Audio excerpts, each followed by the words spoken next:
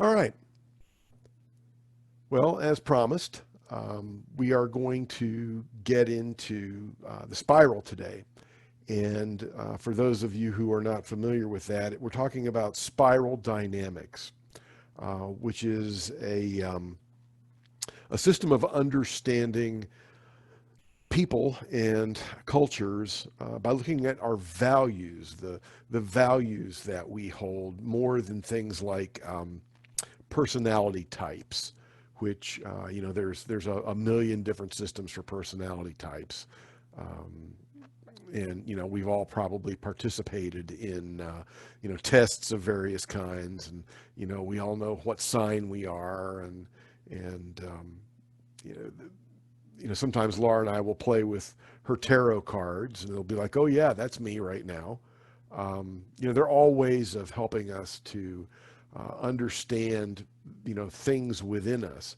But when it comes to uh, helping us to understand relationally how we deal with other individuals and with other groups of people, spiral dynamics is a really, really helpful construct.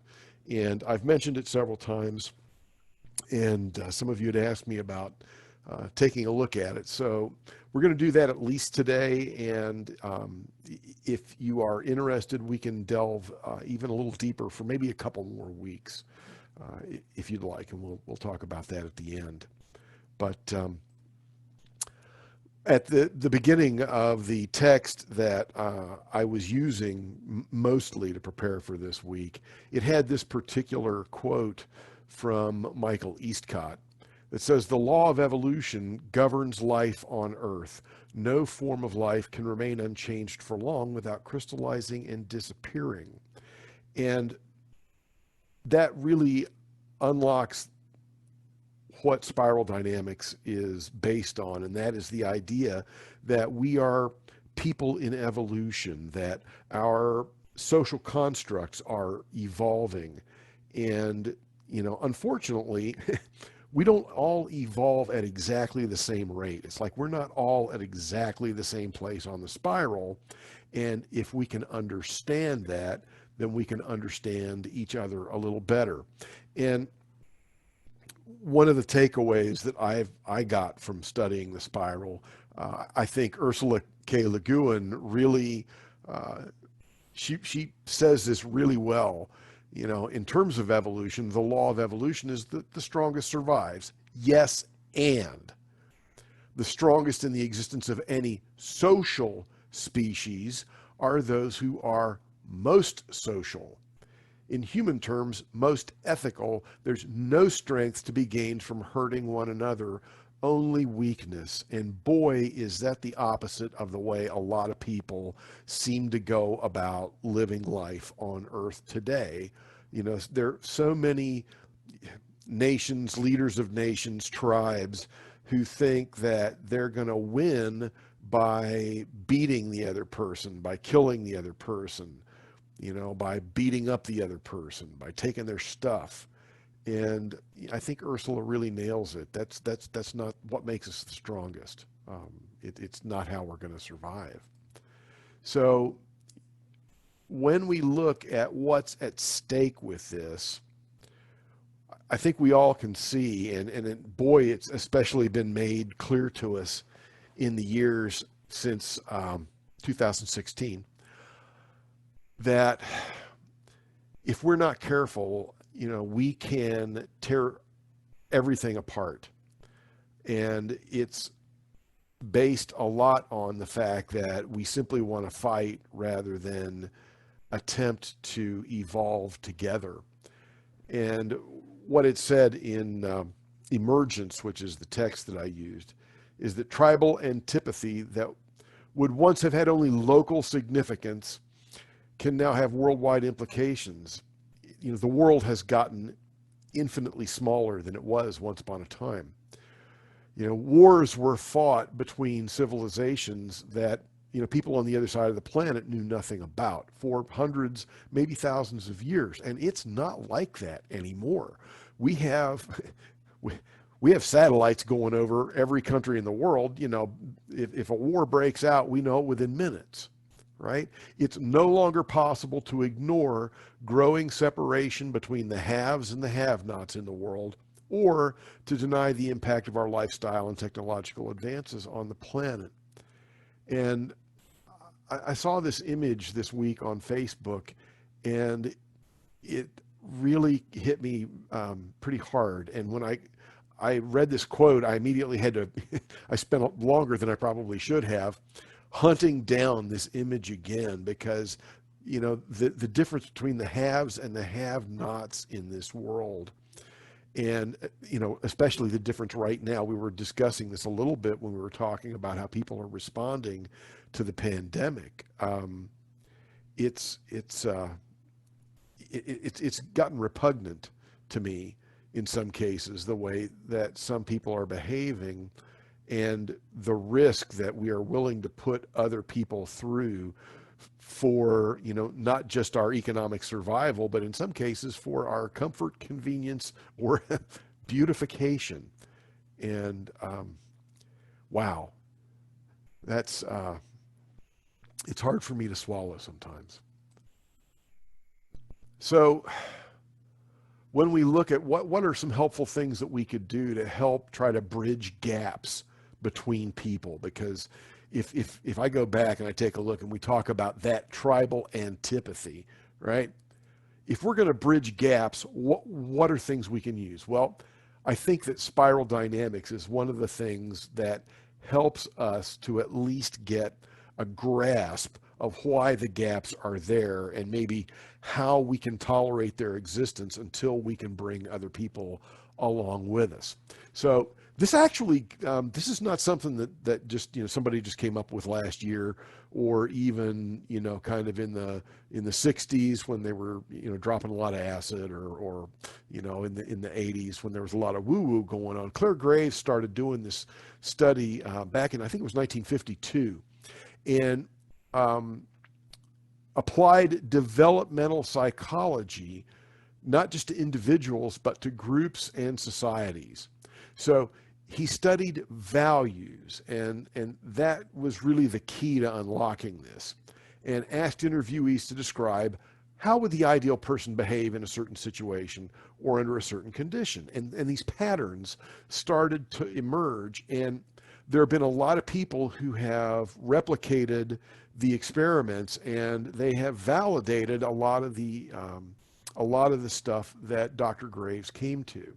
And, you know, in his words, he says that the psychology of the mature human being is an unfolding, emergent, oscillating, spiraling process marked by progressive subordination of older, lower order behavior systems to newer, higher order systems as man's existential problems change. And that basically is just saying that we evolve. And we don't just evolve by standing up straight and not having cranial ridges on our brows anymore. We also evolve, you know, psychologically, emotionally, culturally, and in terms of how our values show up. So what he came up with was he showed how these sequentially emerging stages are organized in a larger dynamic system. And then each of the stages is shaped by its relationship to the other stages. And I thought this was fascinating. Every baby, as it grows, recapitulates human cultural history. And I was reminded of a story that Laura tells about one of her daughters who, at a very young age, decided to announce that other people's feelings are stupid. Okay, that's pretty far down that scale. That's down there, like maybe at red, where cognition is all about power and behavior is predatory. Other people's feelings don't matter, but mine do, right? Other people's rights don't matter, but mine do. Other people's property doesn't matter, but mine does. Other people's power doesn't matter, but mine does. That's very red. Okay, but the key is that psychology is a process. It's not like everybody can just be shoehorned into, you know, one convenient thing.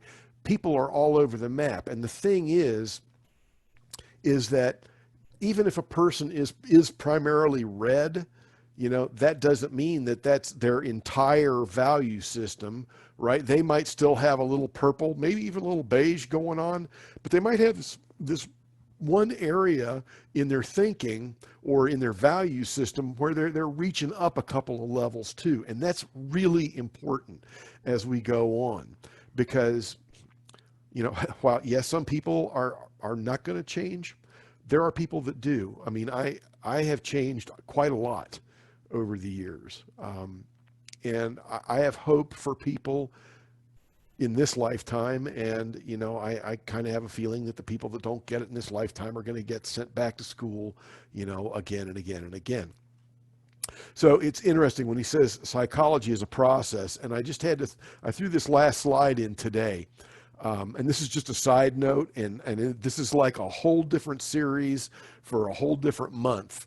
But there's also a branch of theology called process theology, just like we're saying, at least with spiral dynamics, that psychology is a process.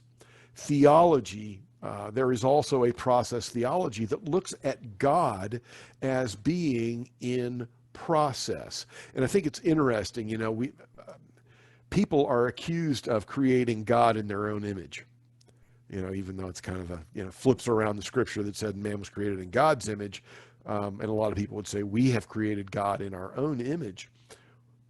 And the traditional view of God is very kind of set in stone. Like God is, in fact, unity, which, I'm an ordained unity minister. We talk about the absolute realm versus the temporal realm. And in the absolute realm, we describe God as being unchanged, unchanging, and unchangeable. And I'm not so sure I'm buying that anymore. And in fact, I went to seminary with a guy who was very much a process theologian. He was also working on his doctorate through another school while he was working on his master's in divinity with Unity. And he would talk a lot about process theology. But the idea, and this is just real quick, that God, it's a theological approach that understands ultimate reality in terms of a dynamic process of becoming an ongoing change. And if we look at it that way, then we say that God is understood as a participant in a larger creative process. And God is understood to participate in development through intercourse with a changing world.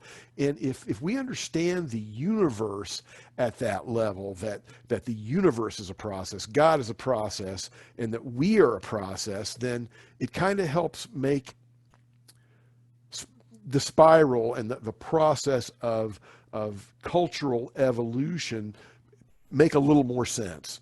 It's like, hey, we're all in process. As my friends in 12 Step say, it's all about progress, not perfection.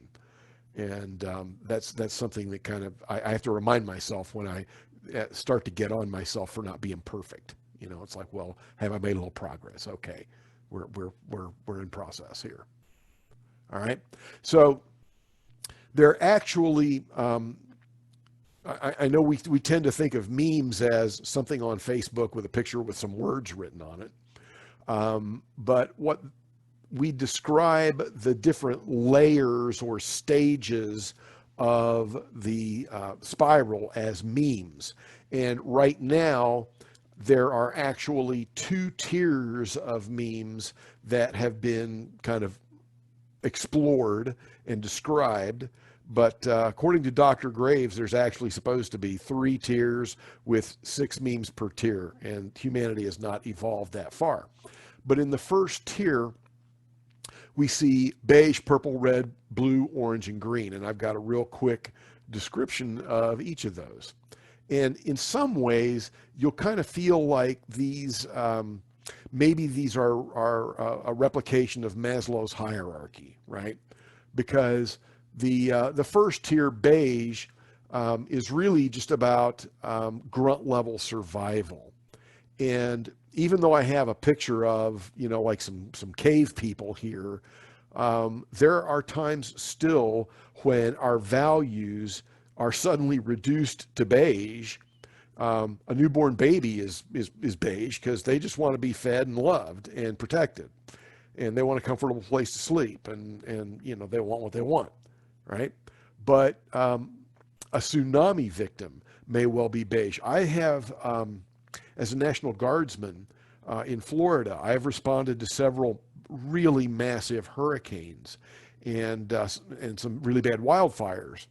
And I can tell you that, in some of these areas that, it just looks like a bomb went off. It is like this. I mean, people basically, it's like, can I have some water? And where can I get the water and what do I have to do? Do I have to hurt somebody to get the water? Because if I need to get water for my family, I'm liable to do things that I would not otherwise do. That's very beige. Okay. So it's all about instinct, right? And, as humans, we do still have instincts. So the next level up from beige is purple. And the way it's described as is in fearful, primitive times, we thought frightening natural forces were powerful gods and placated them with rituals and sacrifice. And I have a picture of these are like Aztecs or Mayans doing a human sacrifice on top of a ziggurat. And boy, did they do a lot of that. But essentially, the idea is it's magical thinking. And, there are more people today than, you would probably expect that are still in purple. Now, there are actually still tribes out there in some of the more remote corners of the planet that exist between beige and purple. I remember, I forget whether it was earlier this year, I think it might have been late last year.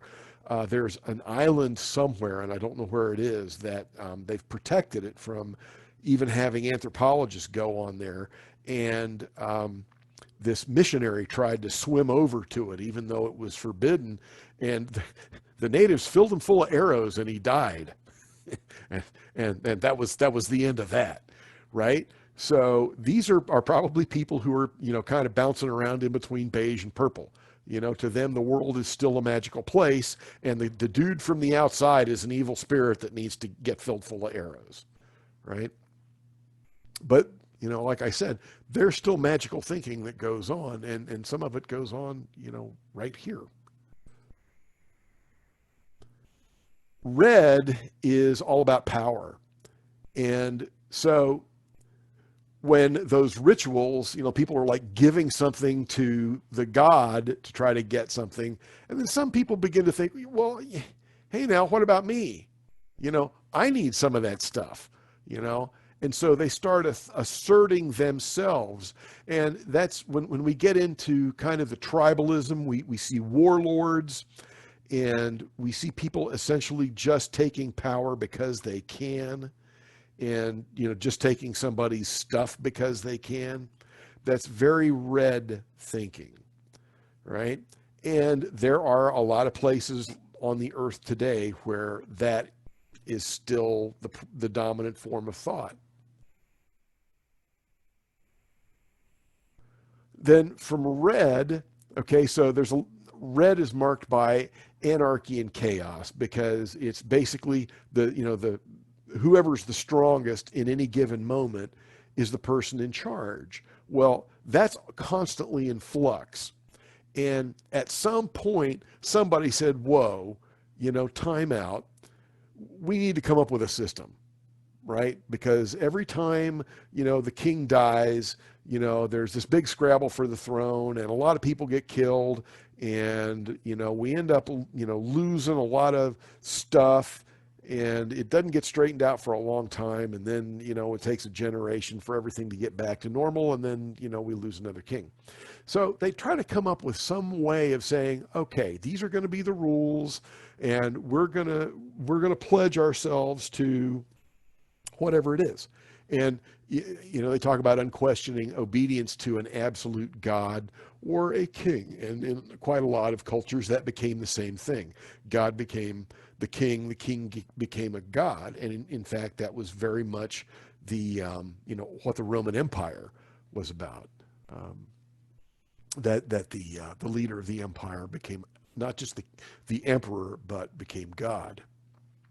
So then from this, okay, we're all going to get together and we're all going to play by the same rules and we're all going to, give together, from blue, we move to orange. And that's when, some of these people are like, hey, in some ways, it's almost like going back to red. And note that red and orange are related on the color wheel, right? So there's some deeper relationships between the colors that we can explore later on if we want to. So there are these individuals in these social orders, and they find absolute order oppressive, and they're tired of waiting around for the king to knight them or to give them a dukedom or whatever. And they're like, hey, I'm just going to go out and I'm going to get some on my own. Maybe I'll play within the social order, but I'm going to use the rules of the order to my benefit, and I'm going to go grab for all the good that I can get for myself and my folks from here and now on. And the robber barons are a real good example of that. And quite frankly, most of Western civilization today exists in orange. And there are a lot of people that are kind of on the blue-orange cusp.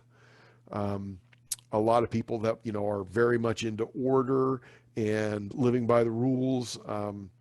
Many of our more traditional or evangelical or Orthodox type Christian brothers and sisters have a lot of blue going on. But, you mix a little orange in there and you got the prosperity gospel, right? Because, and I just think it's really funny that the current holder of the Oval Office is described as being orange, because that's such an apt description. Well, what happens after a while is, the people on top of orange and the people, they keep pulling so much from the people underneath that people start thinking, well, what about everybody, right? So when materialism fails to bring happiness, as it ultimately will, we become egalitarian and we turn inward to rediscover a social conscience and spirituality. And that is something that especially started happening back, say, in the 50s and 60s, right? As people were like, wait a minute, there's more. There's got to be more. And they're not wrong, right? So, and I like this, even though this also includes the second tier memes of yellow and turquoise. You can see in this graphic how each one of the memes includes the memes before it, right? It's like they wrap around and include. So each stage represented new thinking for new times, both transcending, and this is important, and including what had gone before. So each stage, they refer to in the research in this particular book as a V meme, or a values meme, and it's like a container of values and beliefs. And the thing about those containers and beliefs, and I found this really helpful for looking at some of the problems that we have today, is that it both attracts and repels people. There are going to be some people who are attracted by certain values, and the person who lives next door may be repelled by those values.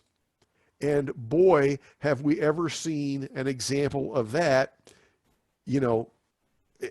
up to this morning. I could flip us over to CNN and we could see some more of this, right? The thing is, and I love the way they put this, our core values and beliefs are tucked away so deeply inside of us that we're not usually aware of them, and are surprised when other people don't share them. And that's really key and so true, especially today. It's like, well, of course we believe whatever. Why wouldn't we believe it? Well, because there are a lot of people that don't, because their values container has a different basket of values in it. So, and this is very helpful. In the first tier stages, conflict arises because people cannot understand the thinking of those with a different center of gravity. It's like, I just don't get how to explain to you that you need to care about other people, right?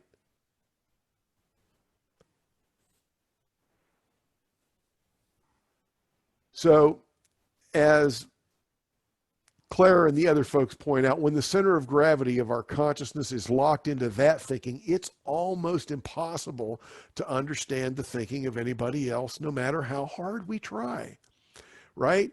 And if there are people in our lives we can never agree with, their consciousness is probably centered in a different V-meme, and that is helpful information for understanding Aunt Gladys or my brother Russ, or all the other people in our lives that we're currently having issues with, right? I lived in LA up until about 3 months before the Rodney King riots. My National Guard unit was in Culver City, and they just about burned down Culver City. There were people got killed in Culver City, and I was just horrified when I read about it and watched it on TV, and checked in with some of my old Guard buddies and said, "Hey, are you guys okay?" It was, but why can't we all just get along? It's because our consciousnesses are centered in different V-memes, in different containers of values. So how does it work, right? So this was great. So for example, red thinks blue is repressive. Blue thinks orange is pushy. Orange, and you can tell that the person that wrote this book is British, right? Orange thinks green is barmy. Many Greens who believe themselves highly spiritual are in fact regressing to the pre-rational comfort of purple. In other words, there's a lot of people who are trying to be real spiritual that go back to magical thinking. Green, thinking it has all the answers, scorns orange that produces the wealth that green generously wants to share out. Green cannot see that the drive and expertise of orange can be harnessed to resolve the problems that green has identified. And then I have this helpful little graphic for the outcome of political arguments on social media. I'm just going to say that's not stopping me. You're thinking that means I'm backing off. That's no way going to happen. Honey, I would never try to stop you from engaging in one of your hobbies. I love that hobby. It makes me really happy. I know you do. Because I'm probably red, actually. So. Well, you maybe just have pieces, right? Because that's the thing, is there's these are ways of gathering the containers together so that they're kind of sorted. But the thing is a lot of us, we have 3 from maybe we might have 3 from orange, 2 from blue, 4 from green, 1 from red, and maybe a purple in there, if we like playing with the tarot or whatever, and some of us are actually even starting to head upwards. So what is the solution, right? And we have to keep evolving, and hopefully to God we can keep humanity alive and together long enough for the fat part of the bell curve to evolve upward into the second tier. So in the second tier, our ability to cope with complexity becomes greater than the sum of the earlier 6 stages put together. It really is a kind of synergism, right? So I know this is a wall of words, but these are good words and important words that I really wanted to share with you. If we're in yellow, and the thing about yellow, which is the first meme of the second tier, yellow is really more about individual understanding. We as individuals no longer perceive the world only from a human perspective. We see it from a more universal perspective. We can still live fully while treading lightly on the earth. We think about not just think about, but we treasure the wonders of being alive above material possessions. We rate knowledge and competence above power and status. We do more in less time. We see the big picture, how each of those memes builds on the preceding one, how it all fits together. And we can at last begin to see what each individual organization or country needs to help it evolve to the next level, and what everybody contributes, right?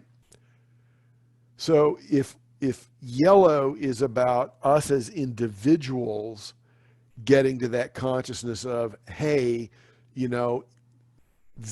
all this stuff is connected, and certain things are really more valuable, then turquoise is really about group or cultural understanding of that. And according to them, the turquoise meme appeared in the 1960s, and it's about global synthesis and renewal, and recognizing that, we're not just individuals, we're all part of something bigger, and we need to be compassionate as a whole and towards the whole. And then according to Dr. Graves, the second tier will eventually also consist of 6 levels of complexity. And there's another one, and I couldn't even find a description of coral, but apparently coral is just beginning to appear. In the reading that I did, right now, they're saying that about 4% of the world's population has managed to get to the second tier. So that is by far the minority. So what we ask ourselves is, can we make this jump? It is a huge shift, and as they say, the shift is momentous. But I love this. I was reminded of this quote from the Buddha. There are people that have gotten it from way, way, way back, right? There were people who were at the upper end of the spiral back in the day, and the Buddha and Jesus and Muhammad and Lao Tzu, and there's some other people that we think of as big spiritual leaders. They are among those people. And this story that's told about the Buddha came down from the mountain. The wise man asked, "Are you a god or are you a man?" And the Buddha said, "I am awake." So, the call for us is to wake up. If we're going to make that jump to yellow, even if we have, maybe mentally or in our hearts partially made that jump, how do we live there? It's really, I think, by being awake in a way that the Buddha talked about being awake. The Noble Eightfold Path is probably a really great way of getting up the spiral. So, my project for the week is to just try seeing somebody who's on the other side of any given issue that you want to pick out, right? Try to see if you can see them as simply at a different place on the spiral, instead of they're just wrong or they're just the enemy, right? Just imagine them as being a different place on the spiral, and imagine how you might be able to work together so that you can both evolve. And I chose this particular image. This is Ann Atwater, who was a civil rights activist back in Durham, North Carolina in the late 60s and early 70s. And this is a picture of her with a former Ku Klux Klan leader named C.P. Ellis. And they co-chaired the Save Our Schools 10-day community summit on desegregating Durham's schools back in 1971. And C.P. Ellis came away from that change. Now, was he still, was he still a racist white guy? Yeah. But he said that he came out of it a different person than he went into it. And I would bet that Ann probably would have said at least, some similar things as well about people on the other side. And, if the two of them could come together and do something together, I have hope. You know, I have hope for all of us that we can come together and that we can evolve and that we can evolve together. So just in case you're curious, a lot of the material that I used came from this book called Emergence. There are a lot of different books and articles and things that have been written about spiral dynamics, and there's some good ones, some that may be a little tougher. This was a really good one if you're just, you know, kind of getting into it. And it is available on Kindle, and it